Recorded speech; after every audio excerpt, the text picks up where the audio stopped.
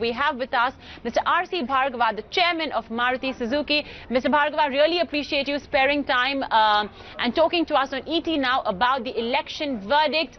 Well, I think while the exit polls had called it, it's, I suppose, surprising to see the sort of mandate that the NDA government has received. What do you make of the verdict, and how do you think it's going to bode for India for the next 5 years, sir?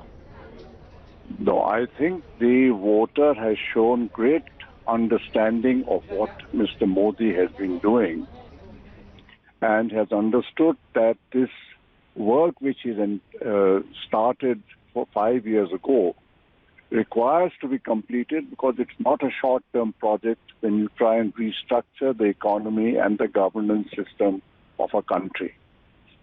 And he has full confidence in the Prime Minister, and he has voted to let this program of the Prime Minister be carried on and accelerated because of the mandate that the people actually are supporting what Mr. Modi is doing.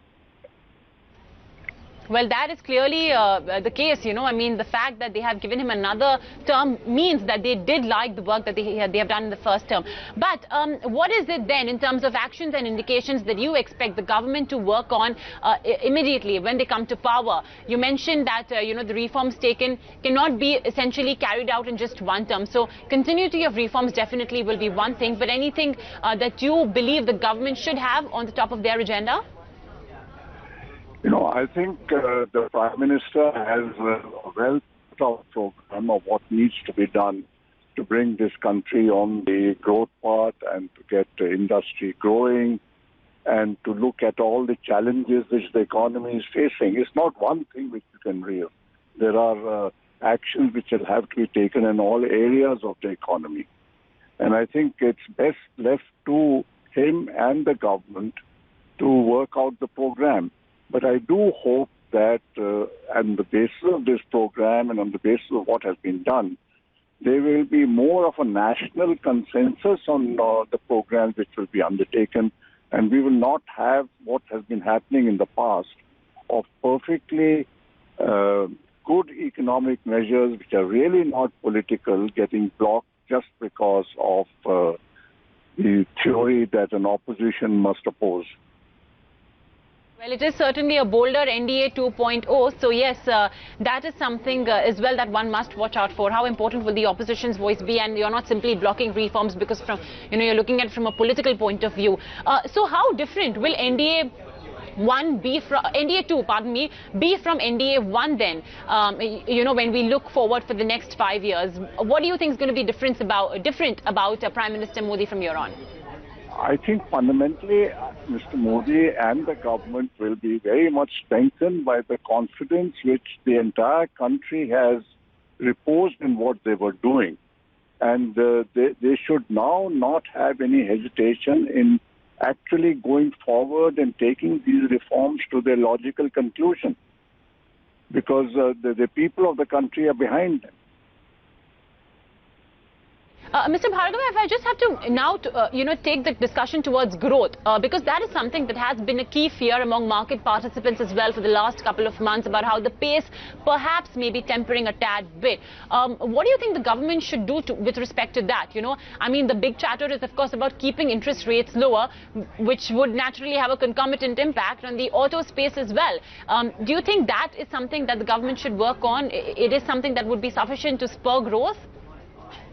You know, I don't think interest rates alone are going to drive the growth of manufacturing and industry and the economy. That's giving far too much importance to interest rates. I think what is needed is to look at all the factors which are inhibiting Indian manufacturing from becoming competitive globally. And while government has some things to do, I think far more will now need to be done by industry themselves. And it's not going to be government alone which can make the economy grow. I think the entire people and the population which is engaged in the manufacturing and industry and in education and infrastructure, everybody has to understand that's what the people want. They can't continue to function as if they're running their small little empires for their own personal benefit. They have to look at the nation as a whole. Mr. Bhargava, if I have to talk about the auto sector, there's no surprises. And of course, given that for the last 5 to 6 months, growth over there has certainly been tempering. And of course, like you mentioned, it's not the government's job alone as such. But how much of a role do you think that as well would play? Because liquidity is something that has been a bit problematic of late. There has been stress in the rural areas as well. So what do you think the government can do to sort of spur that bit of the economy, which in turn would have an impact, or in turn would perhaps spur auto sales as well? For example, I think the banking reforms are very much due. And this whole role of the public sector banks and what should be public sector banks and how should they function. Because I don't think that we can get liquidity problems and such issues resolved unless we have a very healthy banking structure.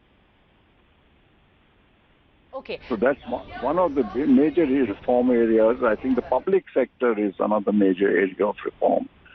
That the public sector, I believe, is a drag on the economy. Sector is a major area of reform. Mr. Bhargava, I want to get in your perspective on the international trade front as well. I think a key contentious point over there is what Donald Trump is doing with respect to autos, so on and so forth. But do you think that this is the moment that India could use to outshine? Because naturally, as other countries are caught in the trade tussle, India could really find an opportunity on that front. How do you see things pan out for India on that front? See, we certainly have an opportunity, but to take that opportunity, our products must become more competitive than products made elsewhere. And that's why I was emphasizing earlier also the importance of doing everything possible to make Indian industry competitive.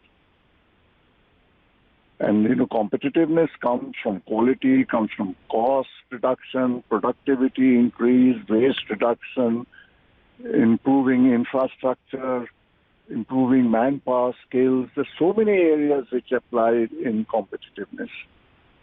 And you think these areas are where India's manufacturing as well is lagging behind a tad bit? Absolutely. I think we are not adequately competitive yet.